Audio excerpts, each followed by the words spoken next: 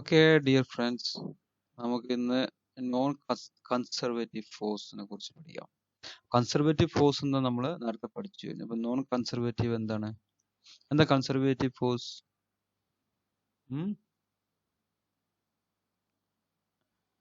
That depends, that does not depend on the path.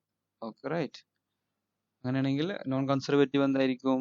A force is said to be non conservative if the work done by that force on a particle that moves between 2 points depends on the path taken between those points. Non-conservative ആവുമ്പോൾ that depends on the path. Conservative force ആവുമ്പോൾ that does not depend on the path. Understood?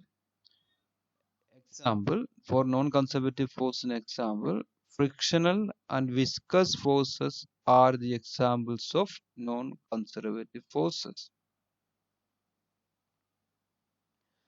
In case of such forces, if a particle moves from A to B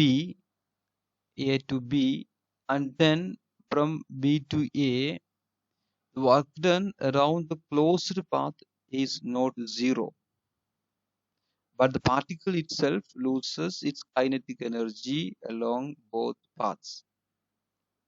But in the case of conservative forces, that is zero.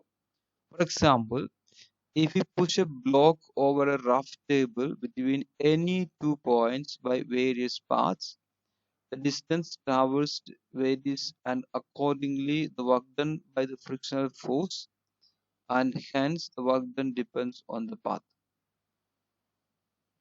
For conservative forces, we have seen that the sum of potential and kinetic energies is constant. That is K plus U equal to E, a constant, or delta K plus delta U equal to delta E equal to 0 for conservative forces. But the work done by conservative forces equal to negative of the increase in potential energy. That is the work done by the conservative force equal to minus delta U. Now let us suppose that in addition to the conservative forces, a non-conservative force due to friction acts on the particle.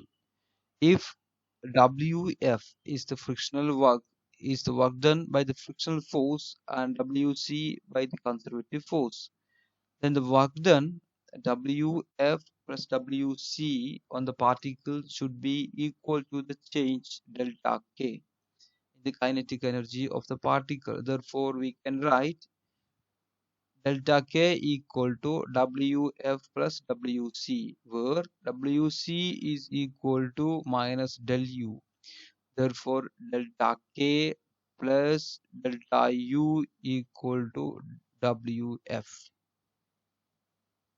This equation shows that if a frictional force acts on a particle, the total mechanical energy is not constant, but changes by the amount of work done by the frictional force, and therefore the equation can be written as delta E is E minus E0 is Wf, but which is the Wf is the work done by friction on the particle is always negative.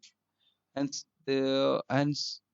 this equation that the final mechanical energy E equal to K plus U is less than the initial mechanical energy E0 K0 plus U0. The lost mechanical energy appears in the form of heat. The heat energy developed is exactly equal to the mechanical energy dissipated. This heat energy is produced is equal to the work done by the particle.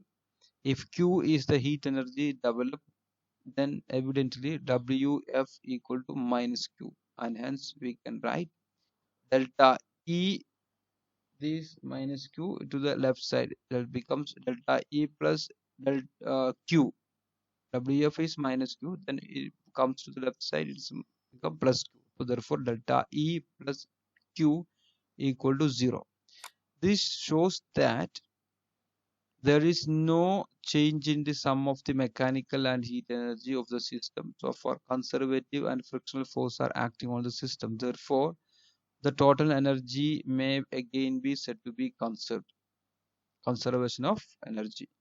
Sim- Similarly, if other non-conservative forces are acting, then the mechanical energy loss is converted into other forms of energy. Therefore, the total energy is general is conserved.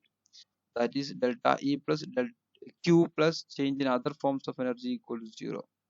Thus, the total energy is always conserved, while kinetic and potential energies are conserved only when conservative forces act. Yeah, thank you.